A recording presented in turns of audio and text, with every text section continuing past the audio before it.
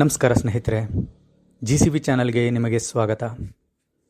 ಇಲ್ಲಿ ನಾವು 3 ಮ್ಯಾಜಿಕ್ ಪದಗಳು, ಈ 3 ಪದಗಳು ಜನರು ನಿಮ್ಮನ್ನು ಸಹಜವಾಗಿಯೇ ಗೌರವಿಸುವಂತೆ ಮಾಡುತ್ತವೆ ಎನ್ನುವ ವಿಷಯದ ಬಗ್ಗೆ ಒಂದು ಉತ್ತಮ ಮಾಹಿತಿಯನ್ನು ತಿಳಿದುಕೊಳ್ಳಲಿದ್ದೇವೆ. ಹೆಚ್ಚಿನ ಜನರು ಆಕರ್ಷಣೆ ಎಂದರೆ ಚೆನ್ನಾಗಿ ಮಾತನಾಡುವ ಕಲೆ, ಕೇವಲ ವಿಶೇಷ ತಂತ್ರಗಳು ಅಥವಾ ಹೊರಗಿನ ಸೌಂದರ್ಯ ಇರಬೇಕು ಎಂದು ನಂಬುತ್ತಾರೆ. ಜನರು ನಮ್ಮನ್ನು ಪ್ರೀತಿಸಲು ಇಷ್ಟಪಡಲು ನಾವು ಏನಾದರೂ ವಿಶೇಷವಾಗಿ ಮಾಡಬೇಕು ಎಂದು ಜನರು ಭಾವಿಸುತ್ತಾರೆ. ಆದರೆ ನಿಜವಾದ ಸತ್ಯ ಅದಕ್ಕಿಂತ ತುಂಬ ಸರಳ ಮತ್ತು ಆ ಸತ್ಯ ತುಂಬ ಆಳವಾದದ್ದು. ನಿಜವಾದ ಆಕರ್ಷಣೆ ಎಂದಿಗೂ ನಿಮ್ಮ ಪ್ರಯತ್ನದಿಂದ ಹುಟ್ಟುವುದಿಲ್ಲ. ಅದು ಹುಟ್ಟುವುದು ಒಂದೇ ಅಲೆ ಅಥವಾ ತರಂಗಗಳ ಹೊಂದಾಣಿಕೆಯಿಂದ. 2 ಮನಸ್ಸುಗಳು, 2 ಆತ್ಮಗಳು ಒಂದೇ ವಿಧವಾದ ಶಕ್ತಿಯಲ್ಲಿ ಕಂಪಿಸಿದಾಗ ಕಾಣದ ಒಂದು ಆಕರ್ಷಣೆಯ ಶಕ್ತಿ ಅವುಗಳನ್ನು ಸಹಜವಾಗಿಯೇ ಒಂದರತ್ತ ಒಂದು ಸೆಳೆಯುತ್ತದೆ. ಹೇಗೆ ಗ್ರಹಗಳನ್ನು ಕಾಣದ ಗುರುತ್ವಾಕರ್ಷಣೆ ಶಕ್ತಿ ಪರಸ್ಪರ ಸೆಳೆಯುತ್ತದೆಯೋ ಹಾಗೆಯೇ ಇಂತಹ ಸಹಜ ಆಕರ್ಷಣೆಯ ಬಾಗಿಲನ್ನು ತೆರೆಯಲು 3 ಪದಗಳಿವೆ. ಅವು ಯಾವುದೇ ಮಂತ್ರಗಳಲ್ಲ, ಆದರೆ ಅವು ನಿಮ್ಮೊಳಗೆ ಈಗಾಗಲೇ ಇರುವ ನಿಜವಾದ ಸ್ವರೂಪವನ್ನು ನಿಮಗೆ ನೆನಪಿಸುತ್ತವೆ. ಆ 3 ಪದಗಳನ್ನು ಮನಸ್ಸಿನಲ್ಲಿ ಆಳವಾಗಿ ಪ್ರಾಮಾಣಿಕವಾಗಿ ಹೇಳಿದರೆ ನೀವು ಯಾರನ್ನು ಹಿಂಬಾಲಿಸುವ ಬೇಡಿಕೊಳ್ಳುವ ಅಗತ್ಯವೇ ನಿಮಗೆ ಬೀಳುವುದಿಲ್ಲ. ಜನರು ಅವರಿಗೆ ಅರಿವಿಲ್ಲದೆಯೇ ಅವರು ಹುಡುಕುತ್ತಿರುವ ಆ ಶಾಂತಿ, ಆ ಶಕ್ತಿ ನೀವೇ ಆಗಿ ಬಿಡುತ್ತೀರಿ. ಈ 3 ಪದಗಳು ಯಾರನ್ನಾದರೂ ನಮ್ಮವರನ್ನಾಗಿ ಮಾಡಿಕೊಳ್ಳಲು ಅಲ್ಲ, ಅವು ನಮ್ಮನ್ನೇ ನಾವು ಮುಕ್ತಗೊಳಿಸಿಕೊಳ್ಳಲು ಉಪಯೋಗಕ್ಕೆ ಬರುತ್ತವೆ. ಅವು ನಿಮ್ಮ ಮತ್ತು ಇನ್ನೊಬ್ಬರ ನಡುವೆ ಅಡ್ಡಿಯಾಗಿರುವ ಕಾಣದ ಗೋಡೆಯನ್ನು ಕರಗಿಸುತ್ತವೆ. ಆಗ ಒಂದು ಜೀವ ಇನ್ನೊಂದು ಜೀವವನ್ನು ಸಹಜವಾಗಿಯೇ ಭೇಟಿಯಾಗುತ್ತದೆ. ಆದರೆ ವಿಚಿತ್ರ ಸಂಗತಿಯೆಂದರೆ ಬಹುತೇಕ ಜನರು ಈ 3 ಪದಗಳನ್ನು ನಿಜವಾಗಿ ಎಂದಿಗೂ ಹೇಳುವುದಿಲ್ಲ. ಏಕೆಂದರೆ ಅವುಗಳನ್ನು ಸಂಪೂರ್ಣ ಪ್ರಾಮಾಣಿಕತೆಯಿಂದ ಹೇಳಬೇಕು ಎಂದರೆ ನಮ್ಮೊಳಗಿನ ಎಲ್ಲ ಭಯಗಳನ್ನು ಬಿಟ್ಟು ಬಿಡಬೇಕು. ಅಂತಹ ಧೈರ್ಯ ನಮ್ಮಲ್ಲಿ ಇರಬೇಕು. ಯಾರನ್ನಾದರೂ ಆಳವಾಗಿ ಆಕರ್ಷಿಸಬೇಕೆಂದರೆ ಮೊದಲು ಅವರನ್ನು ಆಕರ್ಷಿಸಲೇಬೇಕು ಎಂಬ ಹಠವನ್ನು ನೀವು ಬಿಡಬೇಕು. ನೀವು ಸಂಪೂರ್ಣವಾಗಿ ಈ ಕ್ಷಣದಲ್ಲಿ ಜೀವಿಸಬೇಕು, ಈ ಕ್ಷಣದಲ್ಲಿ ಇರಬೇಕು. ಯಾವ ಮುಖವಾಡವೂ ಇಲ್ಲದೆ, ಯಾವ ನಟನೆ ಇಲ್ಲದೆ, ಯಾವ ರಕ್ಷಣೆಯ ಗೋಡೆಯೂ ಇಲ್ಲದೆ ನೀವು ಈ ಕ್ಷಣದಲ್ಲಿ ಇದ್ದರೆ ಆಗ ನಿಮ್ಮ ಇರುವಿಕೆಯೇ ಒಂದು ವಿಚಿತ್ರವಾದ ಆಕರ್ಷಣೆಯಾಗಿ ಮಾರ್ಪಾಡಾಗುತ್ತದೆ. ಅದು ಮುಖದ ಸೌಂದರ್ಯದಿಂದ ಬರುವ ಆಕರ್ಷಣೆಯಲ್ಲ, ಅದು ನಿಮ್ಮ ಜಾಗೃತಿಯಿಂದ, ನಿಮ್ಮ ಅರಿವಿನಿಂದ, ನಿಮ್ಮ ನಿಜವಾದ ಇರುವಿಕೆಯಿಂದ ಹುಟ್ಟುವ ಸೌಂದರ್ಯ. ಈ 3 ಪದಗಳನ್ನು ನೀವು ಹೇಳಿದಾಗ ನಿಮ್ಮೊಳಗೆ ಏನೋ ಒಂದು ಬದಲಾಗುತ್ತದೆ. ಅದೇನೆಂದರೆ ಯಾರಾದರೂ ನನ್ನನ್ನು ಗಮನಿಸಬೇಕು ಎಂಬ ಹಂಬಲ, ನನ್ನನ್ನು ಯಾರೂ ಗುರುತಿಸದಿದ್ದರೆ ಎನ್ನುವ ಭಯ, ಪ್ರೀತಿಗಾಗಿ ನಿರಂತರ ಹಾತೊರೆಯುವ ಮನಸ್ಥಿತಿ, ಇವೆಲ್ಲವೂ ನಿಧಾನವಾಗಿ ಕರಗತೊಡಗುತ್ತವೆ. ಅದಾದ ನಂತರ ಜಗತ್ತೇ ನಿಮ್ಮೊಂದಿಗೆ ಬೇರೆಯದೇ ರೀತಿಯಲ್ಲಿ ವರ್ತಿಸಲು ಆರಂಭಿಸುತ್ತದೆ. ಜನರು ಏಕೆ ಎಂದು ಅವರಿಗೆ ತಿಳಿಯದಿದ್ದರೂ ಅವರು ನಿಮ್ಮತ್ತ ಸೆಳೆಯಲ್ಪಡುತ್ತಾರೆ. ನಿಮ್ಮ ಮಾತುಗಳನ್ನು ಹೆಚ್ಚು ಗಮನವಿಟ್ಟು ಕೇಳುತ್ತಾರೆ. ನಿಮ್ಮ ಸುತ್ತಲೂ ಇದ್ದಾಗ ಅವರಿಗೆ ಒಂದು ನೆಮ್ಮದಿಯ ಅನುಭವವಾಗುತ್ತದೆ. ಏಕೆಂದರೆ ಈಗ ನೀವು ಯಾರಿಂದಲೂ ಏನನ್ನು ಪಡೆದುಕೊಳ್ಳಲು ಪ್ರಯತ್ನಿಸುತ್ತಿಲ್ಲ. ನೀವು ಜೀವನ ಹೇಗಿದೆಯೋ ಹಾಗೆಯೇ ಇರಲು ಅವಕಾಶ ಮಾಡಿಕೊಟ್ಟಿದ್ದೀರಿ. ಅದೇ ನಿಜವಾದ ಆಕರ್ಷಣೆ. ಇದು ಯಾರನ್ನಾದರೂ ಮೋಡಿ ಮಾಡುವ ಕಲೆ ಅಲ್ಲ, ಇದು ಸಂಪೂರ್ಣ ಸಮರ್ಪಣೆ. ಸಂತರು, ಯೋಗಿಗಳು ಮತ್ತು ನಿಜವಾದ ಪ್ರೇಮಿಗಳು ಬಹಳ ಹಿಂದೆಯೇ ಅರಿತಿದ್ದ ಸತ್ಯ ಇದೇ ಆಗಿದೆ. ನೀವು ಹುಡುಕುತ್ತಿರುವುದು ಕೂಡ ನಿಮ್ಮನ್ನೇ ಹುಡುಕುತ್ತಿದೆ. ಆದರೆ ಅದನ್ನು ಭೇಟಿಯಾಗುವ ಮಾರ್ಗ ಒಂದೇ. ನೀವು ಅದರಿಂದ ಬೇರೆ ಎನ್ನುವ ಭ್ರಮೆಯನ್ನು ಬಿಟ್ಟು ಬಿಡಬೇಕು. ಹಾಗಾಗಿ ನಾನು ಹೇಳಲಿರುವ ಆ 3 ಪದಗಳನ್ನು ಯಾವುದೇ ಸೂತ್ರ ಅಥವಾ ಟ್ರಿಕ್ ಎಂದು ಭಾವಿಸಬೇಡಿ. ಅವು ನಿಮ್ಮನ್ನು ನಿಮಗೆ ತೋರಿಸುವ ಕನ್ನಡಿಯಂತೆ ಕೆಲಸ ಮಾಡುತ್ತವೆ. ಆ ಪದಗಳು ಇರುವುದು ಯಾರನ್ನು ನಿಯಂತ್ರಿಸಲು ಅಲ್ಲ, ನಿಮ್ಮನ್ನು ನೀವೇ ಮುಕ್ತಗೊಳಿಸಿಕೊಳ್ಳಲು. ಏಕೆಂದರೆ ನಿಜವಾದ ಪ್ರೀತಿಯನ್ನು ಬಲವಂತವಾಗಿ ಪಡೆಯಲು ಸಾಧ್ಯವಿಲ್ಲ, ಅದನ್ನು ಹಿಂಬಾಲಿಸಿ ಗೆಲ್ಲಲು ಸಾಧ್ಯವಿಲ್ಲ. ಅದನ್ನು ಕೇವಲ ಗುರುತಿಸಬಹುದು. ಮೊದಲು ನಿಮ್ಮೊಳಗೆ ನೀವು ಅದನ್ನು ಗುರುತಿಸಿದಾಗ ಜನರು ನಿಮ್ಮನ್ನು ನಿರ್ಲಕ್ಷ್ಯ ಮಾಡುವುದು ಅಷ್ಟು ಸುಲಭವಲ್ಲ. ಅದಕ್ಕೆ ಕಾರಣ ನೀವು ಇತರರಿಗಿಂತ ಹೆಚ್ಚು ಹೊಳೆಯುವುದಿಲ್ಲ. ಅದನ್ನು ಅರಿತ ಮೇಲೆ ನೀವು ನಿಮ್ಮೊಳಗಿನ ಬೆಳಕನ್ನು ಮುಚ್ಚಿಡುವುದಿಲ್ಲ ಎಂಬುದೇ ಅದಕ್ಕೆ ಕಾರಣ. ಆಕರ್ಷಣೆಯ ನಿಜವಾದ ರಹಸ್ಯ ಏನು ಹೇಳಬೇಕು, ಏನು ಮಾತನಾಡಬೇಕು ಎಂಬುದನ್ನು ಕಲಿಯುವುದಲ್ಲ. ನಾವು ನಿಜವಾಗಿಯೂ ಯಾರು ಎಂಬುದನ್ನು ಮತ್ತೆ ನೆನಪಿಸಿಕೊಳ್ಳುವುದರಲ್ಲಿಯೇ ಅದು ಅಡಗಿದೆ. ನಮ್ಮ ಮನಸ್ಸು ಯಾವಾಗಲೂ ಒಂದು ತಪ್ಪು ನಂಬಿಕೆಯಲ್ಲಿ ಜೀವಿಸುತ್ತದೆ. ಪ್ರೀತಿಯನ್ನು ಗಳಿಸಬೇಕು, ಸರಿಯಾದ ಮಾತು ಹೇಳಿದರೆ, ಸರಿಯಾದ ರೀತಿಯಲ್ಲಿ ಕಾಣಿಸಿಕೊಂಡರೆ, ಎಲ್ಲರಿಗೂ ಇಷ್ಟವಾಗುವಂತೆ ವರ್ತಿಸಿದರೆ ಆಗಷ್ಟೇ ಜಗತ್ತು ನಮ್ಮನ್ನು ಒಪ್ಪಿಕೊಳ್ಳುತ್ತದೆ ಎಂದು ನಮ್ಮ ಮನಸ್ಸು ನಮಗೆ ಪದೇ ಪದೇ ಹೇಳುತ್ತದೆ. ಆದರೆ ಜೀವನ ಹಾಗೆ ಕೆಲಸ ಮಾಡುವುದಿಲ್ಲ. ಈ ವಿಶ್ವ ನಿಮ್ಮ ಪ್ರಯತ್ನಕ್ಕೆ ಪ್ರತಿಕ್ರಿಯಿಸುವುದಿಲ್ಲ, ಆದರೆ ಅದು ನಿಜವಾದ ಸಹಜ ಸ್ವಭಾವಕ್ಕೆ ಪ್ರತಿಕ್ರಿಯಿಸುತ್ತದೆ. ನೀವು ಮಾತನಾಡುವ ಮಾತುಗಳನ್ನು ಅದು ಕೇಳುವುದಿಲ್ಲ. ನೀವು ಯಾವ ಮನಸ್ಥಿತಿಯಲ್ಲಿ ಇದ್ದೀರಿ ಎಂಬುದನ್ನೇ ಅದು ಗುರುತಿಸುತ್ತದೆ ಮತ್ತು ಅದನ್ನು ಅನುಭವಿಸುತ್ತದೆ. ನೀವು ಯಾರನ್ನಾದರೂ ಮೆಚ್ಚಿಸಲು ಪ್ರಯತ್ನಿಸುತ್ತಿದ್ದರೆ ನಿಮ್ಮೊಳಗೆ 2 ವ್ಯಕ್ತಿಗಳು ಹುಟ್ಟುತ್ತವೆ. ಒಬ್ಬನು ನಟಿಸುತ್ತಿರುತ್ತಾನೆ, ಇನ್ನೊಬ್ಬನು ಜನರು ಏನು ಯೋಚಿಸುತ್ತಿದ್ದಾರೆ ಎಂದು ಗುರುತಿಸುತ್ತಿರುತ್ತಾನೆ. ಆದರೆ ನೀವು ಸಂಪೂರ್ಣವಾಗಿ ಈ ಕ್ಷಣದಲ್ಲಿ ಇದ್ದಾಗ ಆ 2 ವ್ಯಕ್ತಿತ್ವದ ವಿಭಜನೆ ಮಾಯವಾಗುತ್ತದೆ. ನೀವು ಸಂಪೂರ್ಣರಾಗುತ್ತೀರಿ. ಸಂಪೂರ್ಣತೆಗಿಂತ ಆಕರ್ಷಣೀಯವಾದದ್ದು ಮತ್ತೊಂದಿಲ್ಲ. ಜನರಿಗೆ ಗೊತ್ತಿದ್ದೋ ಗೊತ್ತಿಲ್ಲದೆಯೋ ಎಲ್ಲರೂ ಒಬ್ಬ ವ್ಯಕ್ತಿಯನ್ನು ಹುಡುಕುತ್ತಿದ್ದಾರೆ. ಅವರು ಯಾರೆಂದರೆ ಯಾರನ್ನು ಹುಡುಕದ ವ್ಯಕ್ತಿಯನ್ನು ಅವರು ಹುಡುಕುತ್ತಿದ್ದಾರೆ. ಅದೇ ಆಕರ್ಷಣೆಯ ದೊಡ್ಡ ವಿಚಿತ್ರ. ನೀವು ಯಾರನ್ನಾದರೂ ಹಿಂಬಾಲಿಸಿದಾಗ ಅವರು ನಿಮಗೆ ಸಿಗುವುದಿಲ್ಲ. ಅವರ ಅಗತ್ಯವೇ ಇಲ್ಲದ ಸ್ಥಿತಿಗೆ ನೀವು ಬಂದಾಗ ಜನರು ಸಹಜವಾಗಿಯೇ ನಿಮ್ಮತ್ತ ಸೆಳೆಯಲ್ಪಡುತ್ತಾರೆ. ಏಕೆಂದರೆ ಈ ವಿಶ್ವದಲ್ಲಿ ಅತ್ಯಂತ ಆಕರ್ಷಕವಾದ ಶಕ್ತಿ ಏನೆಂದರೆ ಸ್ವಾತಂತ್ರ್ಯ. ಯಾವ ವ್ಯಕ್ತಿ ಯಾವ ಮಾನ್ಯತೆಗಾಗಿ ಕಾಯದೆ, ಯಾವ ಮುಖವಾಡವೂ ಇಲ್ಲದೆ ಸರಳವಾಗಿ ಜೀವಂತವಾಗಿ ಈ ಕ್ಷಣದಲ್ಲಿ ಜೀವಿಸುವರೋ ಆ ಸ್ವಾತಂತ್ರ್ಯದ ಪರಿಮಳವನ್ನು ಎಲ್ಲರೂ ಅನುಭವಿಸುತ್ತಾರೆ.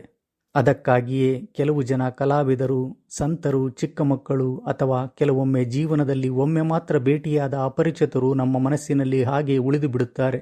ಅವರೊಳಗಿನ ನಾವು ಅನುಭವಿಸಿದ ಆ ಸ್ವಾತಂತ್ರ್ಯ ನಮ್ಮೊಳಗೆ ನಾವು ಯಾವಾಗಲೂ ಕಳೆದುಕೊಂಡಿದ್ದ ಯಾವುದೋ ಒಂದು ಭಾವನೆಯನ್ನು ಅದು ಎಚ್ಚರಿಸುತ್ತದೆ. ನಾನು ಇಲ್ಲಿ ಹೇಳಲಿರುವ ಆ 3 ಪದಗಳು ಆ ಸ್ವಾತಂತ್ರ್ಯದ ಬಾಗಿಲುಗಳನ್ನು ತೆರೆಯುತ್ತವೆ. ಅವು ನಾನು ನಿನ್ನನ್ನು ಪ್ರೀತಿಸುತ್ತೇನೆ ಎನ್ನುವ ಪದಗಳಲ್ಲ, ಆದರೆ ಅವು ತೋರಿಸುವುದು ಮಾತ್ರ ಪ್ರೀತಿಯನ್ನೇ. ಈ ಪದಗಳನ್ನು ಬೇರೆಯವರಿಗೆ ಹೇಳುವುದಕ್ಕಾಗಿ ಇಲ್ಲ, ಮೊದಲು ನಿಮಗೆ ನೀವೇ ಹೇಳಿಕೊಳ್ಳುವುದಕ್ಕಾಗಿ ಆ ಪದಗಳು ಇವೆ. ಏಕೆಂದರೆ ಇತರರಿಂದ ಪ್ರೀತಿಯನ್ನು ಬೇಡುವುದನ್ನು ನೀವು ನಿಲ್ಲಿಸಿದ ಕ್ಷಣದಿಂದಲೇ ಪ್ರೀತಿ ನಿಮ್ಮೊಳಗೆ ಸಹಜವಾಗಿ ಅರಿಯಲು ಆರಂಭಿಸುತ್ತದೆ. ಆ ಕ್ಷಣದಿಂದ ಆಟ ನಾಟಕ ಮುಗಿಯುತ್ತದೆ, ನಿಜವಾದ ಜೀವನ ಆರಂಭವಾಗುತ್ತದೆ. ಹೆಚ್ಚಿನ ಜನರು ಜೀವನದೊಂದಿಗೆ ಯಾವಾಗಲೂ ಒಂದು ನಿರೀಕ್ಷೆ ಇಟ್ಟುಕೊಂಡು ಜೀವಿಸುತ್ತಾರೆ. ಯಾರಾದರೂ ನನ್ನನ್ನು ಆಯ್ಕೆ ಮಾಡಿದಾಗ ಮಾತ್ರ ನಾನು ಸರಿಯಾದ ವ್ಯಕ್ತಿ ಎಂದಾಗುತ್ತದೆ. ಯಾರಾದರೂ ನನ್ನನ್ನು ಗಮನಿಸಿದಾಗ ಮಾತ್ರ ನಾನು ಸಂಪೂರ್ಣ. ಆದರೆ ಈ ನಿರೀಕ್ಷೆ ಎಂದಿಗೂ ನೆರವೇರುವುದಿಲ್ಲ. ಏಕೆಂದರೆ ಆ ಅಗತ್ಯವೇ ನಿಮ್ಮ ಮತ್ತು ಪ್ರೀತಿಯ ನಡುವೆ ಅಂತರವನ್ನು ಸೃಷ್ಟಿಸುತ್ತದೆ.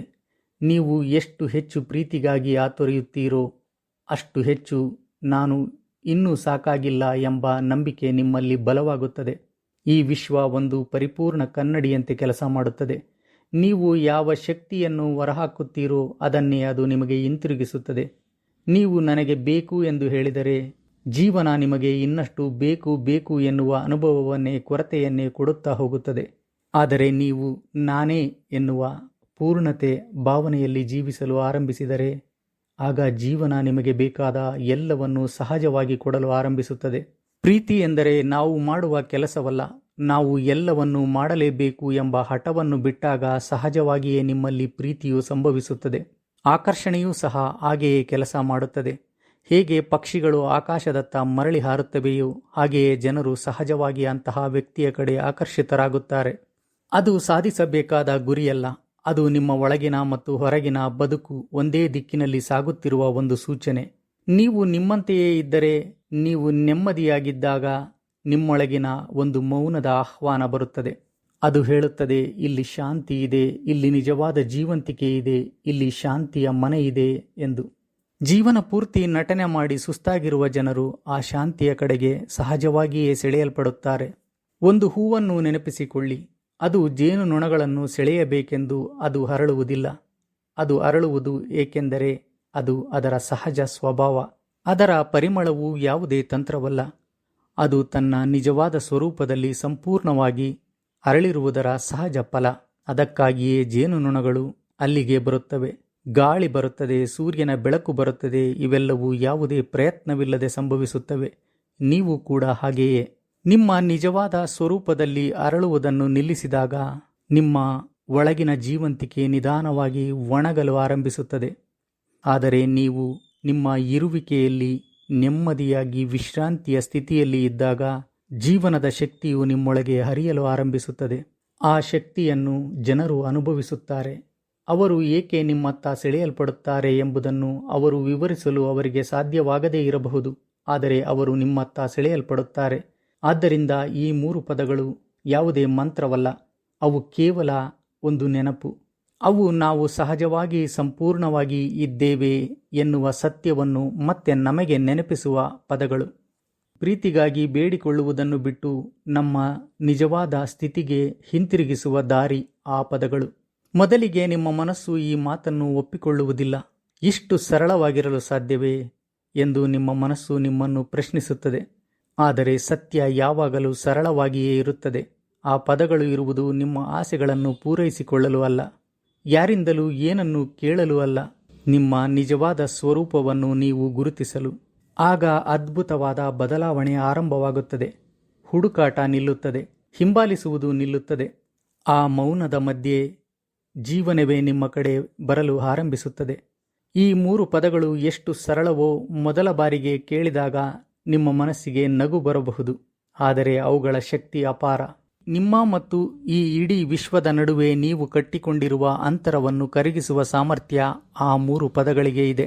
ಆ 3 ಪದಗಳು: ನಾನು ಇಲ್ಲಿ ಇದ್ದೇನೆ, ನಾನು ಮುಂದೆ ಆಗುತ್ತೇನೆ ಅಲ್ಲ, ನಾನು ಹೀಗಿರಬೇಕು ಎಂದು ಅಲ್ಲ, ನಾನು ಒಂದು ದಿನ ಆಗಬಹುದು ಎಂದು ಕೂಡ ಅಲ್ಲ, ಸರಳವಾಗಿ ನಾನು ಇಲ್ಲಿ ಇದ್ದೇನೆ. ಈ ಮಾತುಗಳು ಹೃದಯದಿಂದ ಬಂದಾಗ ಸಮಯವೇ ನಿಂತು ಹೋಗುತ್ತದೆ. ಒಮ್ಮೆ ನಿಮ್ಮ ಹೃದಯದಿಂದ ನಾನು ಇಲ್ಲಿ ಇದ್ದೇನೆ ಎಂದು ಭಾವಿಸಿ ನೋಡಿ. ಈ ಮಾತುಗಳು ಹೃದಯದಿಂದ ಬಂದಾಗ ಸಮಯವೇ ನಿಂತು ಹೋಗುತ್ತದೆ. ಅವು ನಿಮ್ಮನ್ನು ಭವಿಷ್ಯದ ಆತಂಕದಿಂದ ಹೊರಗೆ ತರುತ್ತವೆ. ಕಳೆದು ಹೋದ ದಿನಗಳ ದುಃಖಗಳಿಂದಲೂ ಮುಕ್ತಿಗೊಳಿಸುತ್ತವೆ. ನಿಮ್ಮನ್ನು ಈ ಕ್ಷಣದಲ್ಲಿ ನೆಲೆಗೊಳಿಸುತ್ತವೆ. ಯಾಕೆಂದರೆ ನಿಜವಾದ ಸಂಬಂಧಗಳು ಹುಟ್ಟುವುದು ಈ ಕ್ಷಣದಲ್ಲಿ. ನಮ್ಮ ಎಲ್ಲ ಆಸೆಗಳು ನನ್ನನ್ನು ಯಾರಾದರೂ ಗಮನಿಸಬೇಕು, ಯಾರಾದರೂ ಪ್ರೀತಿಸಬೇಕು, ಯಾರಾದರೂ ನನ್ನನ್ನೇ ಆಯ್ಕೆ ಮಾಡಬೇಕು ಎಂಬ ಹಂಬಲಗಳೆಲ್ಲವೂ ಒಂದೇ ಕಾರಣದಿಂದ ಹುಟ್ಟುತ್ತವೆ. ನಾವು ಒಂದು ಸರಳ ಸತ್ಯವನ್ನು ಮರೆತಿರುವುದರಿಂದ.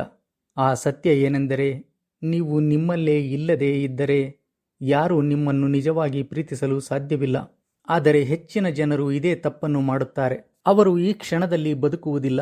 ಅವರು ತಮ್ಮ ಆಲೋಚನೆಗಳಲ್ಲಿ ಕಳೆದು ಹೋಗಿರುತ್ತಾರೆ, ಹಳೆಯ ನೆನಪುಗಳಲ್ಲಿ ಸಿಲುಕಿರುತ್ತಾರೆ, ಅಥವಾ ಹೀಗಾದರೆ ಹೇಗೆ ಎನ್ನುವಂತಹ ಕಲ್ಪನೆಗಳಲ್ಲಿ ಬದುಕುತ್ತಿರುತ್ತಾರೆ. ಅವರು ನಡೆಯುತ್ತಾರೆ, ಮಾತನಾಡುತ್ತಾರೆ, ಕೆಲಸ ಮಾಡುತ್ತಾರೆ, ಆದರೆ ನಿಜವಾಗಿ ಈ ಕ್ಷಣದಲ್ಲಿ ಬದುಕುವುದಿಲ್ಲ. ಅವರು ಯಾರನ್ನು ಸಂಪೂರ್ಣವಾಗಿ ಭೇಟಿಯಾಗುವುದಿಲ್ಲ, ತಮ್ಮನ್ನೇ ಕೂಡ. ನಾನು ಇಲ್ಲಿ ಇದ್ದೇನೆ ಎಂದು ಹೇಳುವುದು ಎಂದರೆ ಎಚ್ಚರಗೊಳ್ಳುವುದು. ನಿಮ್ಮನ್ನು ನೀವು ಕಂಡುಕೊಳ್ಳುವ ಒಂದು ಏಕೈಕ ಸ್ಥಳಕ್ಕೆ ನೀವು ಹಿಂದಿರುಗುವುದು. ನಾನು ಇಲ್ಲಿ ಇದ್ದೇನೆ ಎಂದು ಹೇಳುವಾಗ ನನ್ನ ಹೆಸರನ್ನು ಅಥವಾ ನನ್ನ ಗುರುತನ್ನು ಘೋಷಿಸುತ್ತಿಲ್ಲ.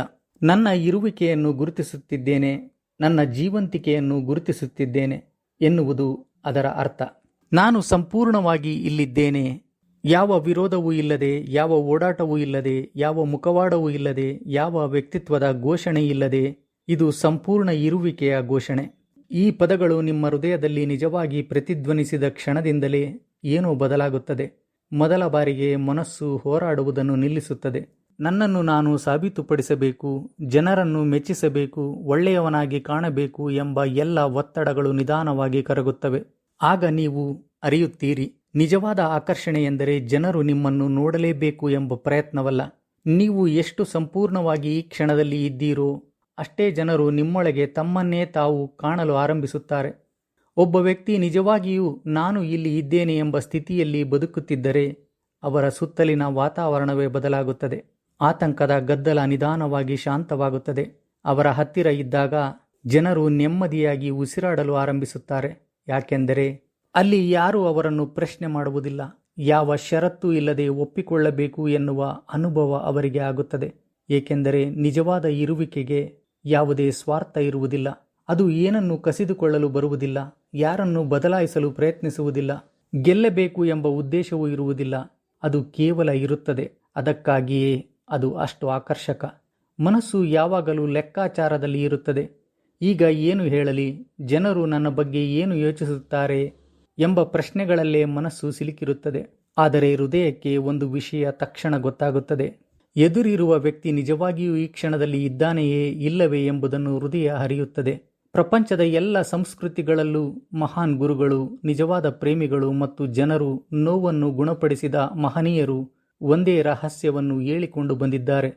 ಈ ವಿಶ್ವದಲ್ಲಿರುವ ಅತ್ಯಂತ ಶಕ್ತಿಯುತ ಶಕ್ತಿ ಎಂದರೆ ಸಂಪೂರ್ಣ ಗಮನ, ಸಂಪೂರ್ಣ ಇರುವಿಕೆ, ಸಂಪೂರ್ಣ ಈ ಕ್ಷಣದಲ್ಲಿ ಜೀವಂತಿಕೆ.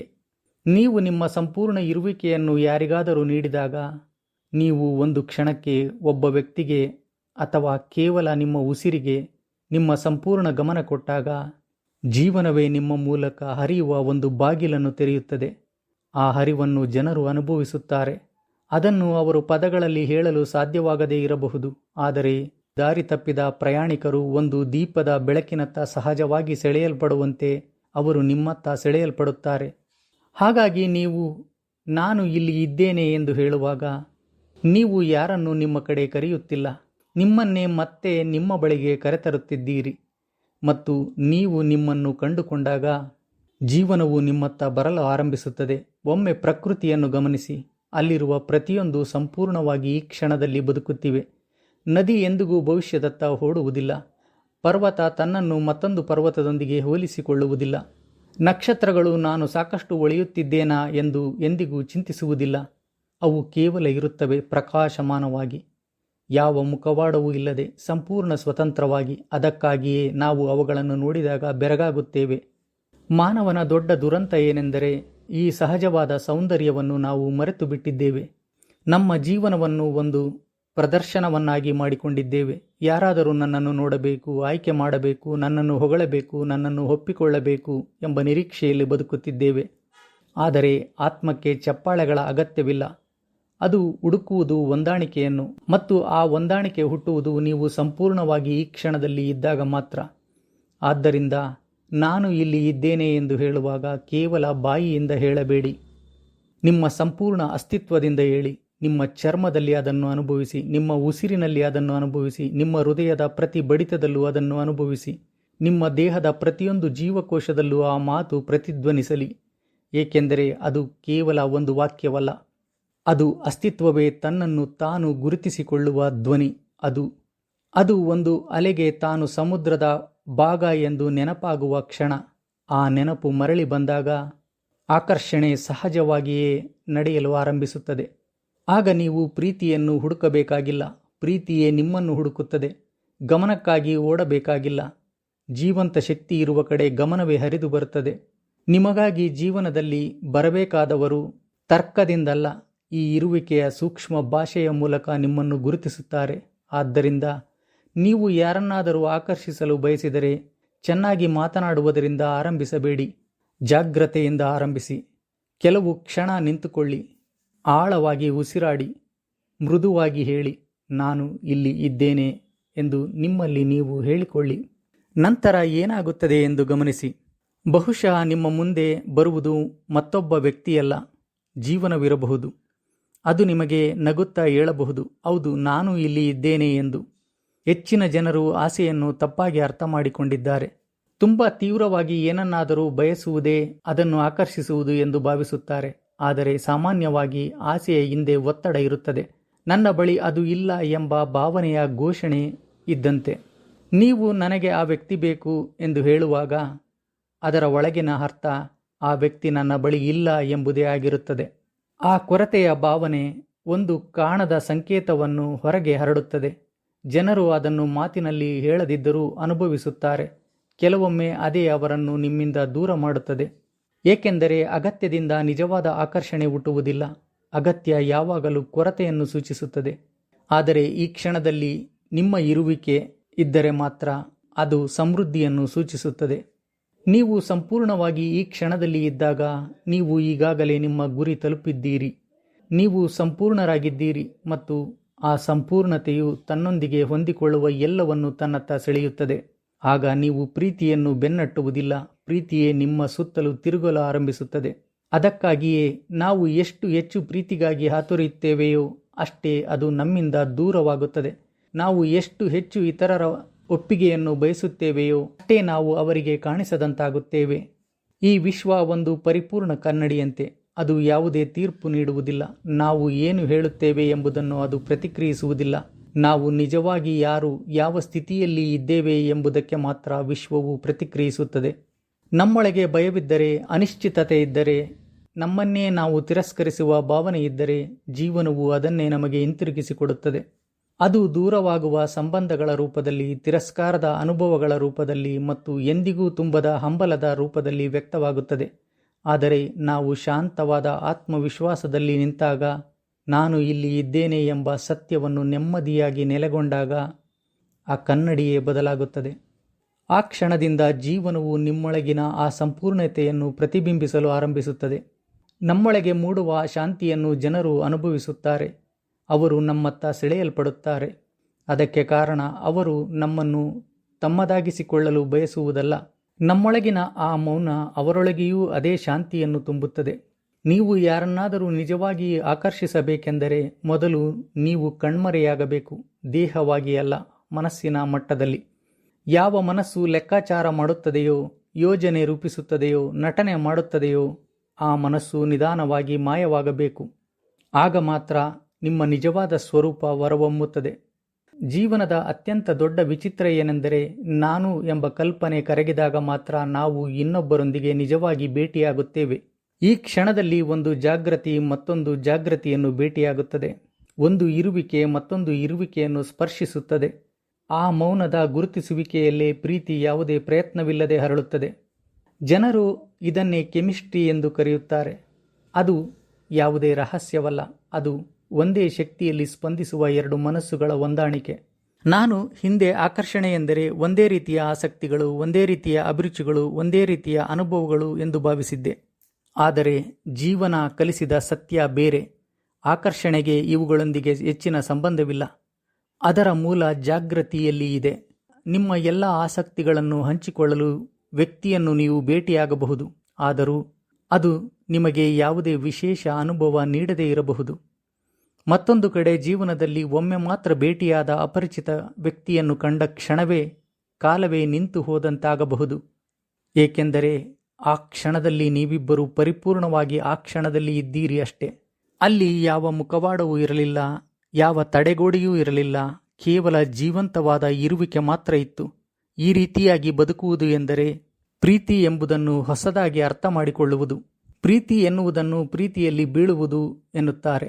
ನಾವು ಬೀಳುವ ಭಾವನೆಯಲ್ಲ, ನಮ್ಮ ಸುತ್ತ ಕಟ್ಟಿಕೊಂಡಿರುವ ಗೋಡೆಗಳು ಕುಸಿದಾಗ ಸ್ವತಃ ಉದಯಿಸುವ ಅನುಭವ. ಇನ್ನು ಮುಂದೆ ನಿಮ್ಮ ಮೌಲ್ಯವನ್ನು ಅಳೆಯಲು ನೀವು ಜನರನ್ನು ಕನ್ನಡಿಯ ರೀತಿ ಬಳಸುವುದಿಲ್ಲ. ಬದಲಾಗಿ ಪ್ರತಿಯೊಬ್ಬರಲ್ಲೂ ದೈವಿಕ ಬೆಳಕನ್ನು ನೀವು ಕಾಣಲು ಆರಂಭಿಸುತ್ತೀರಿ. ಪ್ರತಿಯೊಂದು ಮುಖದಲ್ಲೂ ಅದೇ ಬೆಳಕು, ಪ್ರತಿಯೊಂದು ಜೀವಿಯಲ್ಲೂ ಅದೇ ಜೀವಶಕ್ತಿ. ಇದು ಯಾವುದೇ ಕಾಲ್ಪನಿಕ ಪ್ರೇಮಕತೆಯಲ್ಲ, ಇದು ನಿಜವಾದ ಅರಿವು. ಈ ವಿಶ್ವದ ಪ್ರತಿಯೊಂದು ಜೀವಿಯೂ ಈ ಬ್ರಹ್ಮಾಂಡ ತನ್ನನ್ನೇ ತಾನು ಅನುಭವಿಸುವ ದ್ವಾರ. ಹಾಗಾಗಿ ಆಕರ್ಷಣೆ ಎಂದರೆ ಇನ್ನೊಬ್ಬರ ಮೂಲಕ ಆ ಏಕತ್ವವನ್ನು ಒಂದು ಕ್ಷಣ ಗುರುತಿಸುವ ಅನುಭವ. ಅದಕ್ಕಾಗಿಯೇ ಕೆಲವೊಮ್ಮೆ ಈ ಅನುಭವ ವಿದ್ಯುತ್ ಸ್ಪರ್ಶದಂತೆ ಅನ್ನಿಸುತ್ತದೆ. ಏಕೆಂದರೆ ಆ ಒಂದು ಕ್ಷಣದಲ್ಲಿ ನೀವು ನಿಮ್ಮ ಮನೆಗೆ ಹಿಂತಿರುಗಿದ ಅನುಭವವಾಗುತ್ತದೆ. ಬೇರೆ ಬೇರೆ ಎನ್ನುವ ಭ್ರಮೆ ಇಲ್ಲದೆ ನಿಮ್ಮನ್ನೇ ನೀವು ಕಾಣುವ ಕ್ಷಣ ಅದು. ಆದ್ದರಿಂದ ನೀವು ನಾನು ಇಲ್ಲಿ ಇದ್ದೇನೆ ಎಂಬ 3 ಪದಗಳನ್ನು ಅಭ್ಯಾಸ ಮಾಡುವಾಗ ನೀವು ನಿಮ್ಮನ್ನು ಈ ವಿಶ್ವದ ಸಹಜ ಶಕ್ತಿಯೊಂದಿಗೆ ಹೊಂದಿಸಿಕೊಳ್ಳುತ್ತೀರಿ. ನೀವು ಜನರನ್ನು ನಿಮ್ಮತ್ತ ಕರೆಯುತ್ತಿಲ್ಲ, ಬ್ರಹ್ಮಾಂಡದೊಂದಿಗೆ ನಿಮ್ಮ ಹೊಂದಾಣಿಕೆಯನ್ನು ಮರಳಿ ಪಡೆಯುತ್ತೀರಿ. ಆ ಹೊಂದಾಣಿಕೆಗೆ ಸ್ಪಂದಿಸುವ ಎಲ್ಲವೂ ಸಹಜವಾಗಿಯೇ ನಿಮ್ಮ ಜೀವನಕ್ಕೆ ಬರುತ್ತವೆ. ಸರಿಯಾದ ವ್ಯಕ್ತಿಗಳು, ಒಳ್ಳೆಯ ಸ್ನೇಹಿತರು, ಅಪರೂಪದ ಅವಕಾಶಗಳು, ಹೊಸ ಸಾಧ್ಯತೆಗಳು ಇವೆಲ್ಲವೂ ನಿಮ್ಮ ಪ್ರಯತ್ನದಿಂದಲ್ಲ, ನಿಮ್ಮ ಇರುವಿಕೆಯ ಆಕರ್ಷಣೆಯಿಂದ ನಿಮ್ಮತ್ತ ಬರುತ್ತವೆ. ಇದನ್ನೇ ನಾನು ಯಾವಾಗಲೂ ಹೇಳುತ್ತೇನೆ. ಜೀವನದ ಹರಿವಿಗೆ ವಿರುದ್ಧವಾಗಿ ಈಜುವುದು ನಿಲ್ಲಿಸಿ. ಎಲ್ಲವನ್ನು ಬಲವಂತವಾಗಿ ನಡೆಸಬೇಕು ಎನ್ನುವ ಪ್ರಯತ್ನವನ್ನು ಬಿಟ್ಟು ಬಿಡಿ. ಜೀವನದ ನದಿಯ ಹರಿವಿನ ಮೇಲೆ ನಂಬಿಕೆ ಇಡಿ.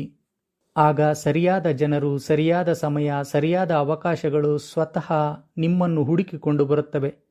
ನೀವು ಅವುಗಳನ್ನು ಬೆನ್ನಟ್ಟಬೇಕಾಗಿಲ್ಲ, ಗುರುತಿಸಿದರೆ ಸಾಕು. ಏಕೆಂದರೆ ಅವು ನಿಮ್ಮೊಳಗಿನ ಅದೇ ಶಾಂತಿಯೊಂದಿಗೆ ಸ್ಪಂದಿಸುತ್ತಿರುತ್ತವೆ.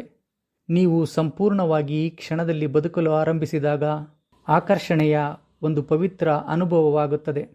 ಅದು ಯಾರನ್ನಾದರೂ ನಮ್ಮವರನ್ನಾಗಿ ಮಾಡಿಕೊಳ್ಳುವ ಆಸೆಯಲ್ಲ, ಅದು 2 ಆತ್ಮಗಳ ಸರಳವಾದ ಸಂಗಮ.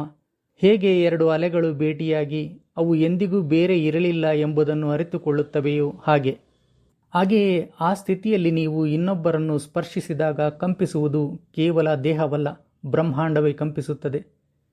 ತಾನು ಎಂದಿಗೂ ವಿಭಜಿತವಾಗಿರಲಿಲ್ಲ ಎಂಬ ಸತ್ಯವನ್ನು ನೆನಪಿಸಿಕೊಡುತ್ತದೆ. ಆದ್ದರಿಂದ ಪ್ರೀತಿಯನ್ನು ಹೇಗೆ ಆಕರ್ಷಿಸಬೇಕು ಎಂದು ಕೇಳಬೇಡಿ, ಬದಲಾಗಿ ನನ್ನ ನಿಜವಾದ ಸ್ವರೂಪವನ್ನು ಮತ್ತೆ ಹೇಗೆ ರೂಪಿಸಿಕೊಳ್ಳಬೇಕು ಎಂದು ಕೇಳಿ. ಏಕೆಂದರೆ ನೀವು ನಿಮ್ಮನ್ನು ನೆನಪಿಸಿಕೊಂಡ ಕ್ಷಣದಿಂದಲೇ ಪ್ರೀತಿಯು ನಿಮ್ಮನ್ನು ಗುರುತಿಸುತ್ತದೆ. ನಾನು ಇಲ್ಲಿ ಇದ್ದೇನೆ ಎಂಬ 3 ಪದಗಳ ಶಕ್ತಿಯನ್ನು ಅರ್ಥ ಮಾಡಿಕೊಳ್ಳಬೇಕಾದರೆ ಅವು ನಿಮ್ಮ ಜೀವನದ ಅತಿ ಚಿಕ್ಕ ಸಂಗತಿಗಳನ್ನು ಹೇಗೆ ಬದಲಾಯಿಸುತ್ತವೆ ಎಂಬುದನ್ನು ಗಮನಿಸಬೇಕು. ಇರುವಿಕೆ ಎನ್ನುವುದು ಕೇವಲ ಒಂದು ಆಲೋಚನೆಯಲ್ಲ, ಅದು ಆತ್ಮದ ಬದುಕುವ ಒಂದು ವಿಧಾನ. ಅದು ನಿಮ್ಮ ನಡೆಯನ್ನೇ ಬದಲಾಯಿಸುತ್ತದೆ, ಅದು ಕೇಳುವ ರೀತಿಯನ್ನೇ ಬದಲಾಯಿಸುತ್ತದೆ, ಅದು ಉಸಿರಾಟವನ್ನೇ ಬದಲಾಯಿಸುತ್ತದೆ. ನೀವು ಒಂದು ಮೀಟಿಂಗ್ ರೂಮನ್ನು ಪ್ರವೇಶಿಸಿದಾಗ ನಿಮ್ಮ ಇರುವಿಕೆಯೇ ಎಲ್ಲರ ಜೊತೆ ಮಾತನಾಡಲು ಆರಂಭಿಸುತ್ತದೆ. ನೀವು ಸಂಪೂರ್ಣವಾಗಿ ಈ ಕ್ಷಣದಲ್ಲಿ ಇದ್ದಾಗ ನಿಮ್ಮ ಪ್ರತಿಯೊಂದು ಚಲನೆಯಿಂದ ಒತ್ತಡ ಮಾಯವಾಗುತ್ತದೆ. ನಿಮ್ಮನ್ನು ನೀವು ಸಾಬೀತುಪಡಿಸಿಕೊಳ್ಳುವ ಆತುರ ಇರುವುದಿಲ್ಲ. ಎಲ್ಲಿಗಾದರೂ ಬೇಗ ತಲುಪಬೇಕು ಎಂಬ ಓಟ ಇರುವುದಿಲ್ಲ. ನಿಮ್ಮ ಪ್ರತಿಯೊಂದು ಹೆಜ್ಜೆಯೂ ಸಂಪೂರ್ಣವಾಗಿರುತ್ತದೆ. ಆಗ ನೀವು ಯಾವುದೋ ಗುರಿಯತ್ತ ನಡೆಯುವುದಿಲ್ಲ, ಜೀವನದೊಳಗೆ ಜೀವಿಸುತ್ತಿರುತ್ತೀರಿ. ಅದನ್ನು ಜನರು ತಕ್ಷಣ ಅನುಭವಿಸುತ್ತಾರೆ. ಅದನ್ನು ಅವರು ಅಹಂಕಾರ ಎಂದು ಭಾವಿಸುವುದಿಲ್ಲ. ಅದು ಸ್ಥಿರತೆ, ಆಳ ಮತ್ತು ಒಳಗಿನ ಶಕ್ತಿ ಎಂದು ಅವರು ಅನುಭವಿಸುತ್ತಾರೆ. ನಿಮ್ಮ ಶಾಂತಿ ಅವರ ಮನಸ್ಸನ್ನು ಶಾಂತಗೊಳಿಸಲು ಆರಂಭಿಸುತ್ತದೆ. ಏಕೆ ಎಂದು ತಿಳಿಯದಿದ್ದರೂ ಅವರು ನಿಮ್ಮ ಹತ್ತಿರ ಇದ್ದಾಗ ನೆಮ್ಮದಿಯಾಗಿ ಇರುತ್ತಾರೆ. ಇಲ್ಲಿಂದಲೇ ನಿಜವಾದ ಆಕರ್ಷಣೆಯ ಶಕ್ತಿ ಆರಂಭವಾಗುತ್ತದೆ. ಒಮ್ಮೆ ಕಲ್ಪಿಸಿಕೊಳ್ಳಿ, ನೀವು ಜನರಿಂದ ತುಂಬಿದ ಒಂದು ರೂಮ್ ಒಳಗೆ ಪ್ರವೇಶಿಸುತ್ತೀರಿ. ಜನರಿಂದ ತುಂಬಿದ ಒಂದು ಸ್ಥಳ ಅದು.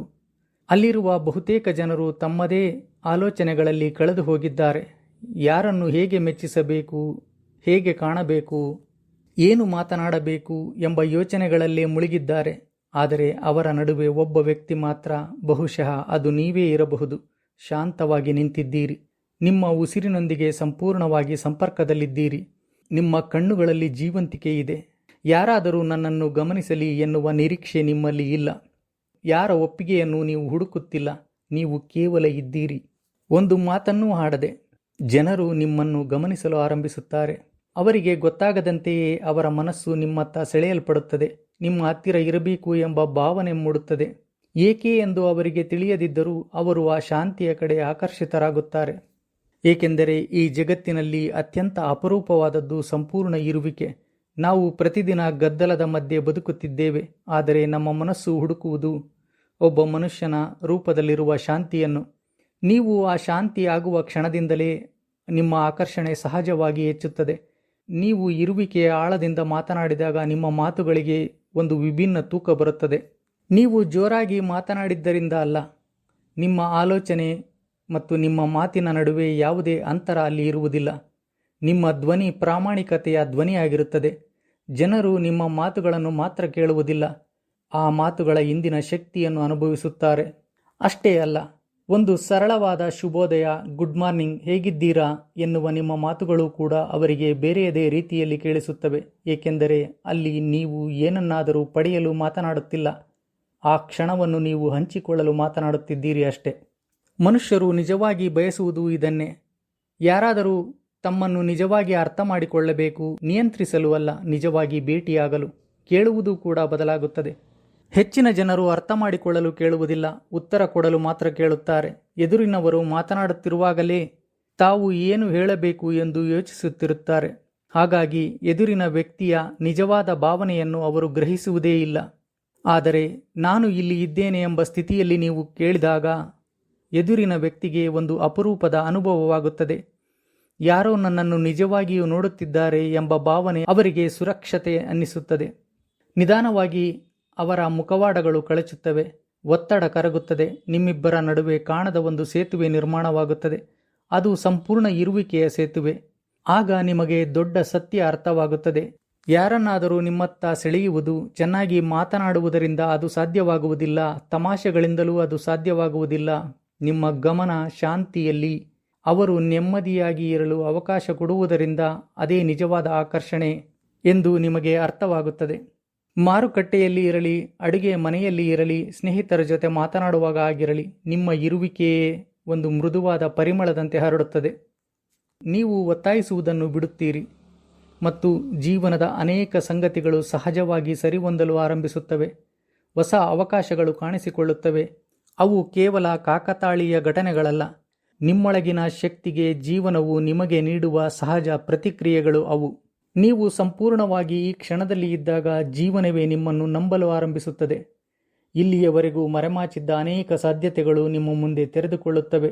ಚಂಚಲ ಮನಸ್ಸಿನಿಂದ ಅಥವಾ ಭಯದಿಂದ ಜೀವಿಸುವ ಜನರಿಗೆ ಕಾಣದ ಅನೇಕ ಸೌಂದರ್ಯಗಳು ನಿಮಗೆ ಕಾಣಲು ಆರಂಭಿಸುತ್ತವೆ. ನಿಮ್ಮ ದೇಹವು ಬದಲಾಗುತ್ತದೆ, ನಿಮ್ಮ ನಡೆಯು ಸಹಜವಾಗುತ್ತದೆ, ಏಕೆಂದರೆ ಇದು ಬೇಕು ಮತ್ತು ಇದು ಆಗಲೇ ಇದೆ ಎಂಬ ಎರಡು ಸ್ಥಿತಿಗಳ ನಡುವಿನ ಹೋರಾಟ ನಿಂತು ಹೋಗುತ್ತದೆ. ನಿಮ್ಮ ಪ್ರತಿಯೊಂದು ಚಲನೆಯಲ್ಲೂ ಸಹಜತೆ ಕಾಣಿಸುತ್ತದೆ. ಉಸಿರಾಟ ಸಮತೋಲನವಾಗುತ್ತದೆ. ನಿಮ್ಮೊಳಗೆ ಯಾವುದೇ ವಿಭಜನೆ ಇರುವುದಿಲ್ಲ. ಆದ್ದರಿಂದ ಜೀವನದ ಶಕ್ತಿ ನಿಮ್ಮೊಳಗೆ ಯಾವುದೇ ಅಡೆತಡೆಯಿಲ್ಲದೆ ಹರಿಯುತ್ತದೆ. ಜನರು ನಿಮ್ಮತ್ತ ಸೆಳೆಯಲ್ಪಡುತ್ತಾರೆ. ಅದು ಕೇವಲ ದೈಹಿಕ ಆಕರ್ಷಣೆಯಲ್ಲ. ಕೆಲವೊಮ್ಮೆ ಹಾಗೆ ಕಾಣಬಹುದು, ಆದರೆ ಅದರ ನಿಜವಾದ ರೂಪ ಆಧ್ಯಾತ್ಮಿಕತೆ. ಜನರು ನಿಮ್ಮ ಹತ್ತಿರ ಇದ್ದಾಗ ಅವರಿಗೆ ಜೀವಂತಿಕೆಯ ಅನುಭವವಾಗುತ್ತದೆ. ಇದನ್ನೇ ನಿಜವಾದ ಆಕರ್ಷಣೆ ಎನ್ನುತ್ತಾರೆ. ಆದರೆ ಅಲ್ಲಿ ಒಂದು ವಿಶೇಷ ಸಂಗತಿ ಇದೆ. ಈ ಆಕರ್ಷಣೆಯನ್ನು ನಕಲು ಮಾಡಲು ಸಾಧ್ಯವಿಲ್ಲ. ನೀವು ನಾನು ಸಂಪೂರ್ಣವಾಗಿ ಈ ಕ್ಷಣದಲ್ಲಿ ಇದ್ದೇನೆ ಎಂದು ನಟಿಸಲು ಸಾಧ್ಯವಿಲ್ಲ, ಏಕೆಂದರೆ ನಟನೆ ಶುರುವಾದ ಕ್ಷಣದಿಂದಲೇ ನಿಮ್ಮ ಇರುವಿಕೆ ಮಾಯವಾಗಿರುತ್ತದೆ. ಮನಸ್ಸಿಗೆ ಯಾವಾಗಲೂ ತಂತ್ರಗಳು ಇಷ್ಟ.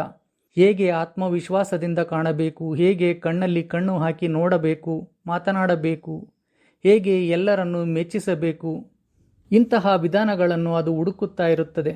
ಆದರೆ ಹೃದಯಕ್ಕೆ ಒಂದು ವಿಷಯ ತಕ್ಷಣ ಗೊತ್ತಾಗುತ್ತದೆ. ಯಾವುದು ನಿಜ, ಯಾವುದು ಕೃತಕ ಎಂಬುದನ್ನು ಹೃದಯ ಬೇಗ ಗ್ರಹಿಸುತ್ತದೆ. ಇರುವಿಕೆಯನ್ನು ಅಭಿನಯದ ಮೂಲಕ ಕಲಿಯಲು ಸಾಧ್ಯವಿಲ್ಲ. ಅದನ್ನು ಕೇವಲ ನಮ್ಮೊಳಗಿನ ಸತ್ಯವಾಗಿ ಮತ್ತೆ ನಾವು ನೆನಪಿಸಿಕೊಳ್ಳಬಹುದು ಅಷ್ಟೇ. ಇಂದಿನಿಂದ ನಿಮ್ಮ ದೈನಂದಿನ ಜೀವನದಲ್ಲಿ ಒಂದು ವಿಷಯವನ್ನು ಗಮನಿಸಿ. ನೀವು ಎಷ್ಟು ಸಮಯ ನಿಜವಾಗಿಯೂ ಈ ಕ್ಷಣದಲ್ಲಿ ಇರುತ್ತೀರಿ? ಯಾರೊಂದಿಗಾದರೂ ಮಾತನಾಡುವಾಗ ನೀವು ಸಂಪೂರ್ಣವಾಗಿ ಅವರ ಜೊತೆಯಲ್ಲಿದ್ದೀರಾ, ಅಥವಾ ನಿಮ್ಮ ಮನಸ್ಸಿನೊಳಗಿನ ಆಲೋಚನೆಗಳ ಜೊತೆ ಅರ್ಧ ಕಳೆದು ಹೋಗಿದ್ದೀರಾ? ಊಟ ಮಾಡುವಾಗ ಆ ಆಹಾರದ ರುಚಿಯನ್ನು ನಿಜವಾಗಿಯೂ ಅನುಭವಿಸುತ್ತೀರಾ, ಅಥವಾ ಮೊಬೈಲ್ ಸ್ಕ್ರೀನ್ ನೋಡುತ್ತಿರುತ್ತೀರಾ? ನಡೆಯುವಾಗ ನಿಮ್ಮ ಪಾದಗಳ ಕೆಳಗಿನ ನೆಲದ ಸ್ಪರ್ಶವನ್ನು ಅನುಭವಿಸುತ್ತೀರಾ, ಅಥವಾ ನಾಳೆಯ ಯೋಚನೆಯಲ್ಲಿ ಈಗ ಬದುಕುತ್ತಿದ್ದೀರಾ? ಪ್ರತಿ ಬಾರಿ ನೀವು ಮತ್ತೆ ನಾನು ಇಲ್ಲಿ ಇದ್ದೇನೆ ಎಂಬ ಸ್ಥಿತಿಗೆ ಹಿಂತಿರುಗಿದಾಗ ನಿಮ್ಮ ನಿಜವಾದ ಶಕ್ತಿಯನ್ನು ಮತ್ತೆ ಪಡೆಯುತ್ತೀರಿ. ನಿಮ್ಮೊಳಗಿನ ಬೆಳಕು ಮತ್ತೆ ನಿಮ್ಮಲ್ಲಿ ಹೊಳೆಯಲು ಆರಂಭಿಸುತ್ತದೆ. ಜನರು ಅದನ್ನೇ ಆಕರ್ಷಕ ವ್ಯಕ್ತಿತ್ವ ಎಂದು ಕರೆಯುತ್ತಾರೆ. ಅದಕ್ಕಾಗಿಯೇ ಕೆಲವರು ಯಾವುದೇ ಪ್ರಯತ್ನವಿಲ್ಲದೆ ಎಲ್ಲರ ಗಮನ ಸೆಳೆಯುತ್ತಾರೆ. ಅವರು ಯಾರನ್ನೂ ಮೋಡಿ ಮಾಡಲು ಪ್ರಯತ್ನಿಸುತ್ತಿಲ್ಲ. ಅವರು ಕೇವಲ ಯಾವ ಮುಖವಾಡವೂ ಇಲ್ಲದೆ ಬದುಕುತ್ತಿದ್ದಾರೆ ಅಷ್ಟೇ. ಅವರು ತಮ್ಮ ನಿಜವಾದ ಸ್ವರೂಪ ಮರೆಮಾಚುವುದನ್ನು ನಿಲ್ಲಿಸಿದ್ದಾರೆ ಅಷ್ಟೇ. ಯಾವಾಗ ನಾವು ನಮ್ಮೊಳಗಿನ ಜೀವಂತಿಕೆಯನ್ನು ನಾವು ಇನ್ನು ಮುಂದೆ ಮರೆಮಾಚುವುದಿಲ್ಲವೋ ಆಗ ಎಲ್ಲವೂ ಪಾರದರ್ಶಕವಾಗಿ ಕಾಣುತ್ತದೆ.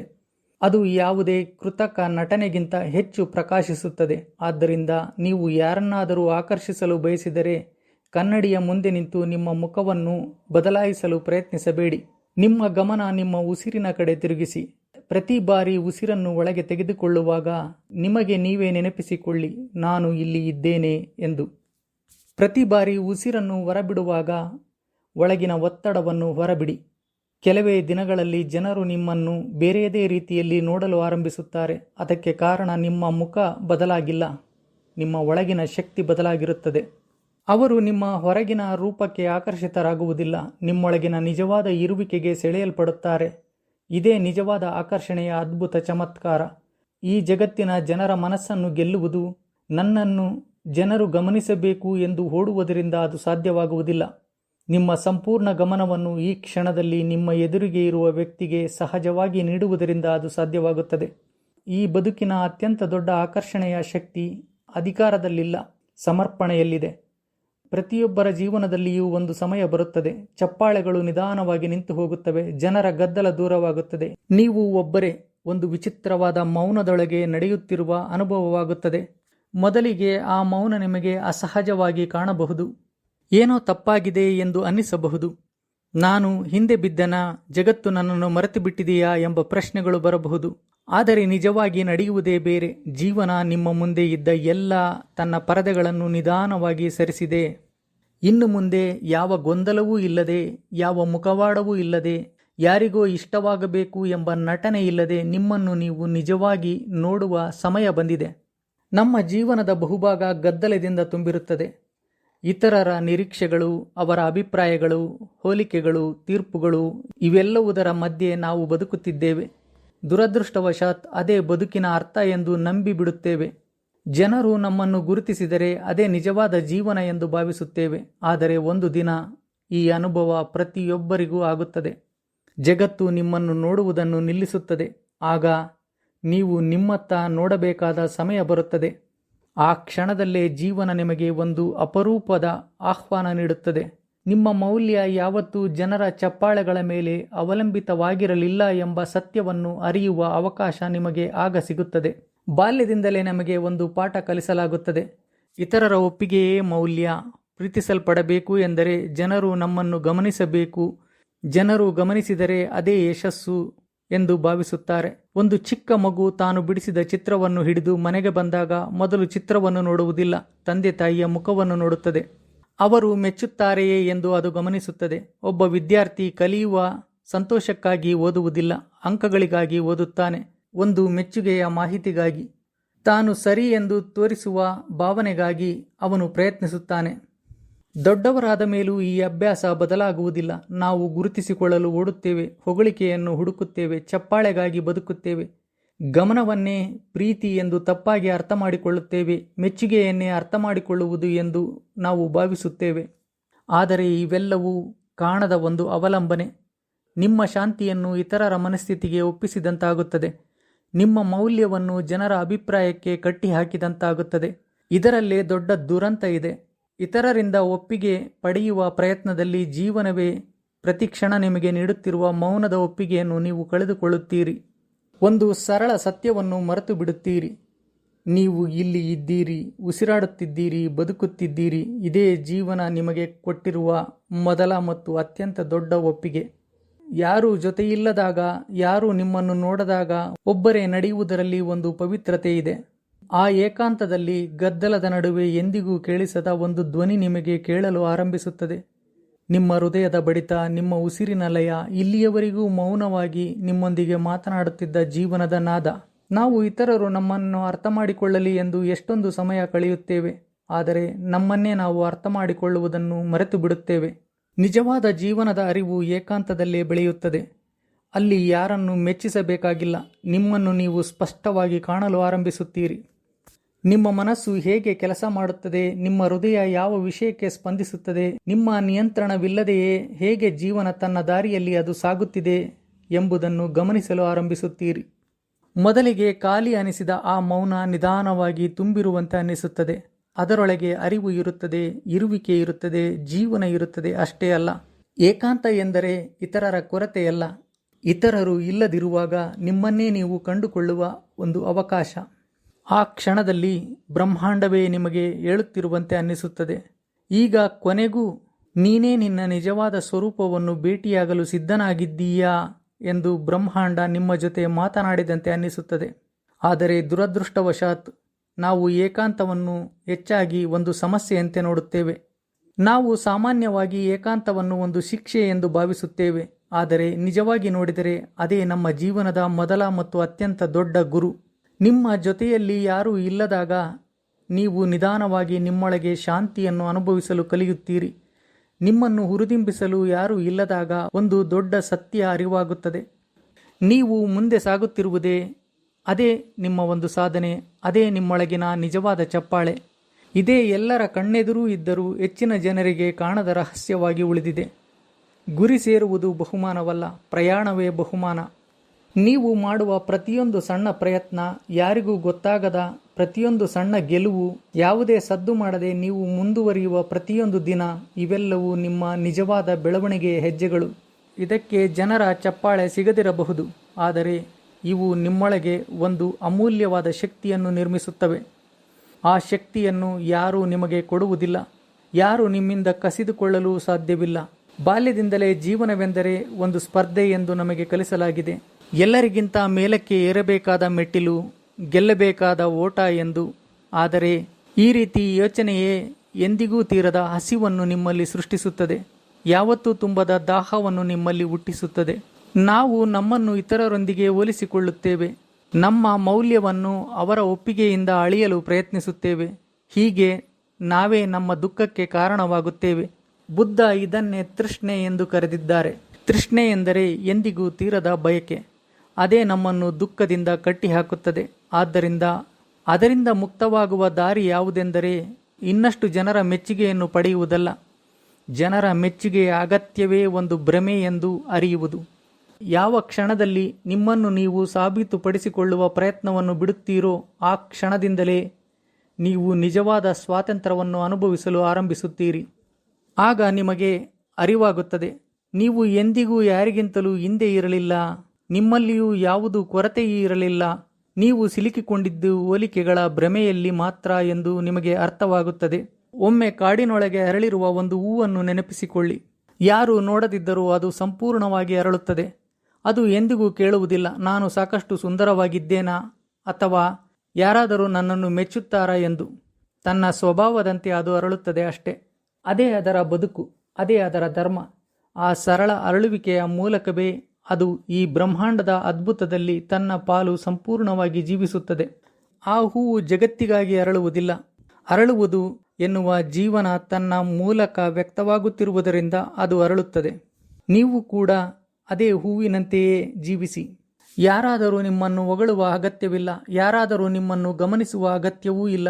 ಏಕೆಂದರೆ ಜೀವನವೇ ನಿಮ್ಮ ಕಣ್ಣುಗಳ ಮೂಲಕ ಈ ಜಗತ್ತನ್ನು ನೋಡುತ್ತಿದೆ, ನಿಮ್ಮ ಉಸಿರಿನ ಮೂಲಕ ಉಸಿರಾಡುತ್ತಿದೆ. ಕೊನೆಯದಾಗಿ ಸ್ನೇಹಿತರೆ, ನಾನು ಇಲ್ಲಿ ಇದ್ದೇನೆ ಎನ್ನುವ ಪದಗಳನ್ನು ಆಗಾಗ ನಿಮಗೆ ನೀವೇ ಹೇಳಿಕೊಳ್ಳಿ.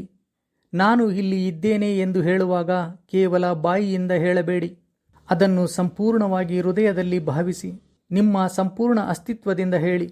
ನಿಮ್ಮ ಚರ್ಮದಲ್ಲಿ ಅದನ್ನು ಅನುಭವಿಸಿ, ನಿಮ್ಮ ಉಸಿರಿನಲ್ಲಿ ಅದನ್ನು ಅನುಭವಿಸಿ, ನಿಮ್ಮ ಹೃದಯದ ಪ್ರತಿಯೊಂದು ಬಡಿತದಲ್ಲೂ ಅದನ್ನು ಅನುಭವಿಸಿ, ನಿಮ್ಮ ದೇಹದ ಪ್ರತಿಯೊಂದು ಜೀವಕೋಶದಲ್ಲೂ ಆ ಮಾತು ಪ್ರತಿಧ್ವನಿಸಲಿ. ಏಕೆಂದರೆ ಅದು ಕೇವಲ ಒಂದು ವಾಕ್ಯವಲ್ಲ, ಅದು ಅಸ್ತಿತ್ವವೇ ತನ್ನನ್ನು ತಾನು ಗುರುತಿಸಿಕೊಳ್ಳುವ ಧ್ವನಿ. ಅದು ಒಂದು ಅಲೆಗೆ ತಾನು ಸಮುದ್ರದ ಒಂದು ಭಾಗ ಎಂದು ನೆನಪಾಗುವ ಕ್ಷಣ. ಆ ನೆನಪು ಮರಳಿ ಬಂದಾಗ ಆಕರ್ಷಣೆ ಸಹಜವಾಗಿಯೇ ಚಲಿಸಲು ಆರಂಭಿಸುತ್ತದೆ. ಆಗ ನೀವು ಪ್ರೀತಿಯನ್ನು ಹುಡುಕಬೇಕಾಗಿಲ್ಲ, ಪ್ರೀತಿಯೇ ನಿಮ್ಮನ್ನು ಹುಡುಕಿಕೊಂಡು ಬರುತ್ತದೆ. ನಂತರ ಜಗತ್ತೇ ನಿಮ್ಮೊಂದಿಗೆ ಬೇರೆಯದೇ ರೀತಿಯಲ್ಲಿ ವರ್ತಿಸಲು ಆರಂಭಿಸುತ್ತದೆ. ಸಮುದ್ರದಲ್ಲಿ ದಾರಿ ತಪ್ಪಿದ ಪ್ರಯಾಣಿಕರು ಒಂದು ದೀಪದ ಬೆಳಕಿನತ್ತ ಸಹಜವಾಗಿ ಸೆಳೆಯಲ್ಪಡುವಂತೆ ಜನರು ನಿಮ್ಮತ್ತ ಸೆಳೆಯಲ್ಪಡುತ್ತಾರೆ. ನೀವು ಹುಡುಕುತ್ತಿರುವುದು ಕೂಡ ನಿಮ್ಮನ್ನೇ ಹುಡುಕುತ್ತಿದೆ ಎನ್ನುವ ಸತ್ಯ ನಿಮಗೆ ತಿಳಿಯುತ್ತದೆ. ಆದರೆ ಅದನ್ನು ಭೇಟಿಯಾಗುವ ಮಾರ್ಗ ಒಂದೇ. ನೀವು ಅದರಿಂದ ಬೇರೆ ಎನ್ನುವ ಭ್ರಮೆಯನ್ನು ಬಿಟ್ಟು ಬಿಡಬೇಕು.